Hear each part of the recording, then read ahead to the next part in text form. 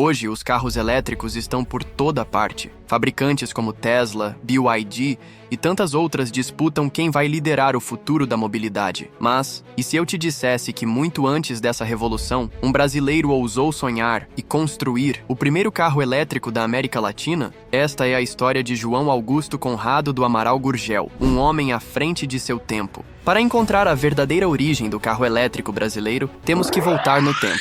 Para uma época de cabelo comprido, calças boca de sino e muita gasolina queimando. O ano era 1974. E a nossa história começa com um visionário, um engenheiro obstinado que não se conformava em apenas comprar carros, mas que sonhava em fabricar um. Ele se chamava João Augusto Conrado do Amaral Gurgel, um homem que, no auge da indústria automotiva movida a combustão, ousou olhar para o futuro e ver eletricidade. Mas o sonho de Gurgel começou bem antes, em 1949, quando ele ainda era estudante de engenharia. Seu projeto de conclusão da faculdade era um carro popular, 100% nacional. Mas a ideia foi recebida com ceticismo. Diziam a ele que carro não é algo que se fabrica, carro se compra. Gurgel ouviu, mas não desistiu. Ele apresentou outro projeto para se formar, mas a ideia do carro popular jamais saiu de sua cabeça. Em 1º de setembro de 1969, na Avenida do Cursino, em São Paulo, nascia a Gurgel Motores, a primeira fabricante de automóveis 100% nacional. A Gurgel começou com karts e minicarros para crianças,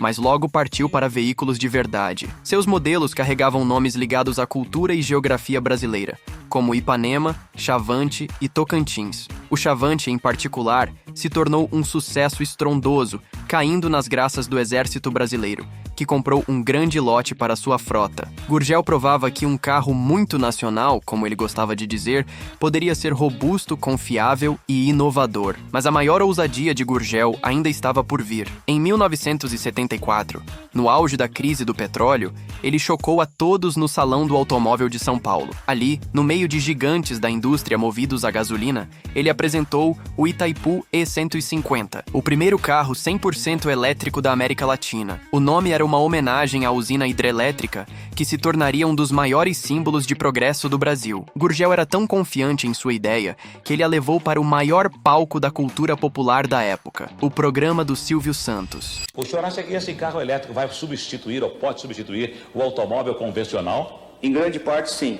Na parte de transportes urbanos, ele será um grande substituto do automóvel convencional. Sim, em plena década de 70, com uma audiência gigantesca, Gurgel mostrou ao Brasil que o futuro já estava aqui, movido à eletricidade. O carro tinha capacidade para 2 pessoas e um design compacto e geométrico. Pesava 460 quilos, sendo 320 quilos só de baterias de chumbo ácido. O motor entregava 4,2 cavalos de potência e a autonomia ficava em torno de 50 a 80 quilômetros, com velocidade máxima de até 60 quilômetros por hora nos últimos protótipos. O custo por quilômetro era bem menor que o da gasolina. Mas havia um problema. A recarga levava 10 horas. Naquela época, sem estações de recarga ou tecnologia de baterias avançada, isso era um grande obstáculo. O projeto, apesar de visionário, não passou da fase de protótipo, e as 27 unidades produzidas viraram itens de colecionador. Mas Gurgel não se deu por vencido. Em 1980, ele tentou novamente com o furgão Itaipu E400. Desta vez, ele foi produzido em série e fez parte da frota de empresas como Telebrás e Telesp. O furgão tinha 11 cavalos, 80 quilômetros de autonomia e as mesmas 10 horas para recarga, mas ainda era um passo à frente. Cerca de 1.000 unidades foram produzidas, mostrando que a Gurgel estava no caminho certo, buscando o apoio de empresas para validar o projeto. A Gurgel continuou a investir no desenvolvimento de baterias mais leves e eficientes. No entanto, a falta de apoio do governo federal e as barreiras tecnológicas da época eram intransponíveis. Gurgel, o visionário que já falava em energia elétrica, acabou desistindo dos carros eletrificados e concentrando seus esforços nos modelos a combustão para manter a empresa viva. A empresa ainda nos deu carros icônicos como o Carajás e o BR-800. Este último foi envolvido em uma polêmica, que foi o conflito com a família de Ayrton Senna. Vamos explicar. Em 7 de setembro de 1987, João do Amaral Gurgel ousa novamente ao criar o Senna, sigla para Carro Econômico Nacional. O carro foi projetado para ser o veículo mais barato vendido no Brasil. Ele era pequeno, frágil e usava motores Volkswagen modificados. 2 cilindros, 650 centímetros cúbicos, com 26 cavalos, ou 800 centímetros cúbicos, com 32 cavalos, refrigerados a água. À época,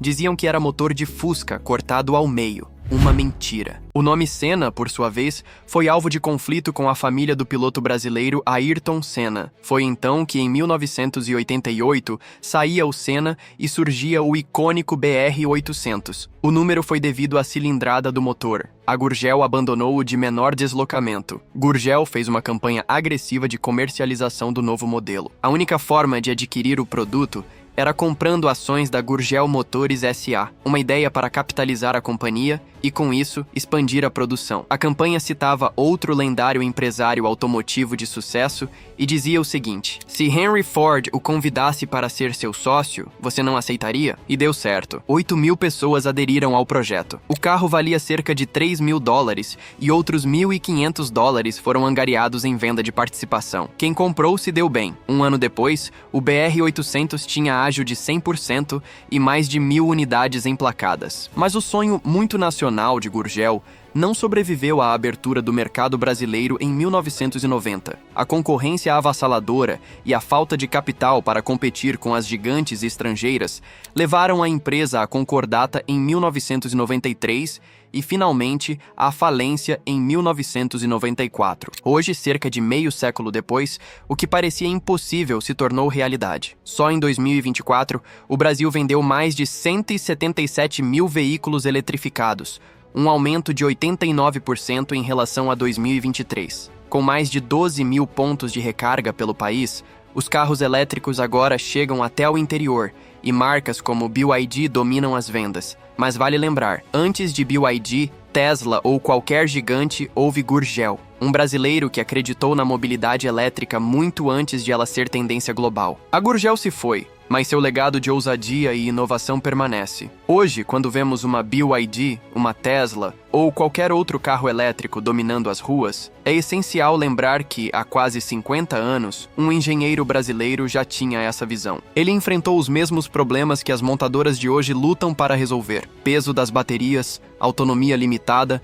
e tempo de recarga. E embora seu sonho não tenha se realizado na época, ele nos mostrou que a revolução dos carros elétricos não é algo novo. É uma história que já tem raízes profundas e 100% brasileiras. A Gurgel foi, inegavelmente, muito à frente de seu tempo.